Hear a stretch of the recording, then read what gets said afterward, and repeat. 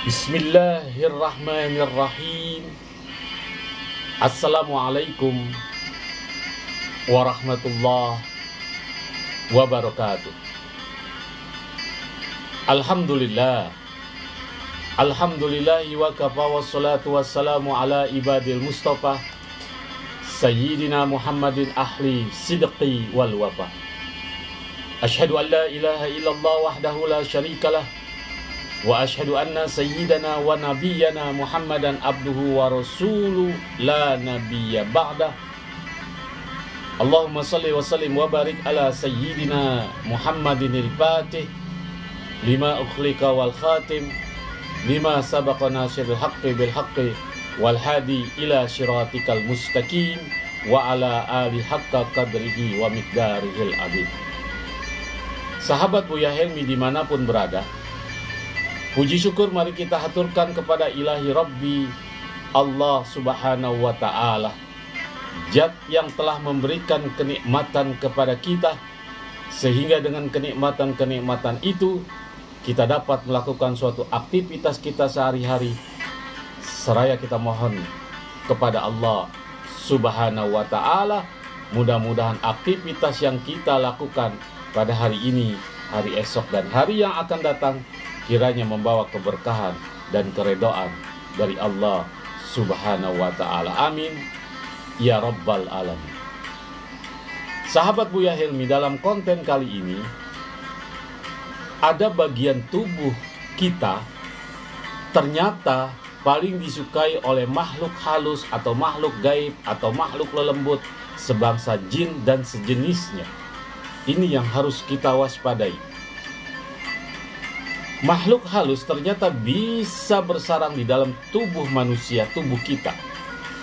Ada satu bagian tubuh manusia yang menjadi tempat yang paling disukai oleh makhluk halus. Untuk daripada itu, makhluk halus akan berusaha sedemikian rupa agar bisa memasuki bagian tubuh manusia melalui tempat itu. Bagian tubuh manusia yang disukai oleh makhluk itu tak lain adalah jalan masuknya makanan. Apa itu jalan masuknya makanan? Yaitu mulut. Lubang mulut manusia menjadi tempat yang disukai oleh setan, jin, atau makhluk halus. Untuk daripada itu kita harus berwaspada, kita harus hati-hati. Tak jarang makhluk halus itu kerap membuat mulut kita menjadi sering. Sering apa? Bergibah. Dan yang paling diwaspadai apabila kita menguap. Karena itu mereka seringkali menggoda kita dengan meniup hawa-hawa yang membuat kita menguap. Disadari atau tidak disadari, itu adalah bagian perbuatan jin atau setan agar kita menguap.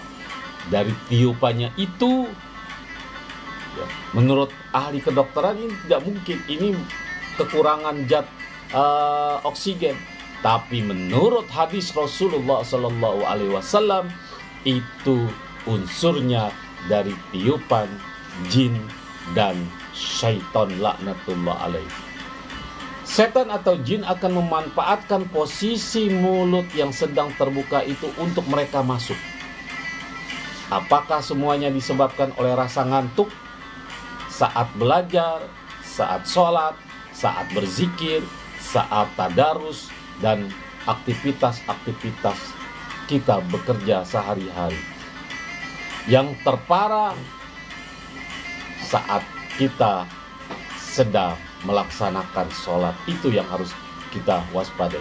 Itulah bagian dari salah satu cara setan masuk ke dalam tubuh manusia melalui lubang mulut yang terbuka saat kita menguap.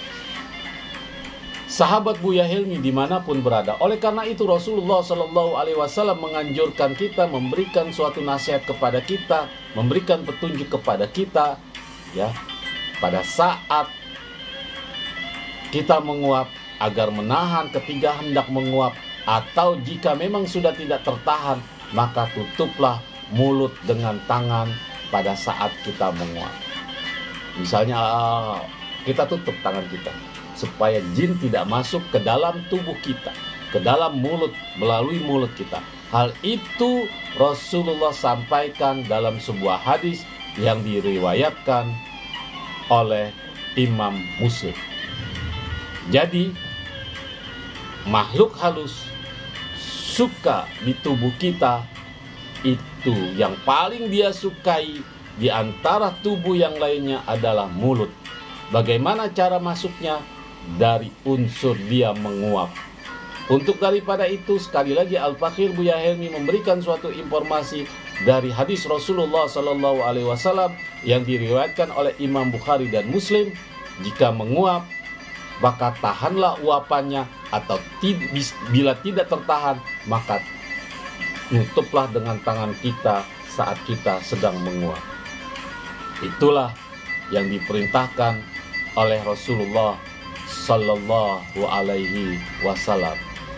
Hal itu Rasulullah sampaikan dalam sebuah hadis yang diriwayatkan oleh Imam Bukhari. Apabila seorang dari kalian menguap, letakkan tangannya pada mulutnya atau tutuplah, karena setan akan masuk bersama dengan orang yang menguap. Sahabat Buya Helmi dimanapun berada, apabila seorang dari kalian menguap, letakkan tangannya pada mulutnya atau tutuplah, karena setan akan masuk bersamanya dengan orang yang menguap, yang mulutnya terbuka. Makanya kalau kita lihat teman-teman kita, sahabat-sahabat kita menguap, wah, tidak ditutup mulutnya dengan tangan, itu akan pasti syaitan akan masuk ke dalam mulut kita, sehingga mulut kita ini nggak akan bagus, ya, dalam perbuatan, dalam perkataan, dalam sebagainya macam. Intinya, jangan biarkan mulut terbuka, karena setan akan masuk melalui lubang mulut atau dari unsur makanan. Semoga bermanfaat konten kali ini.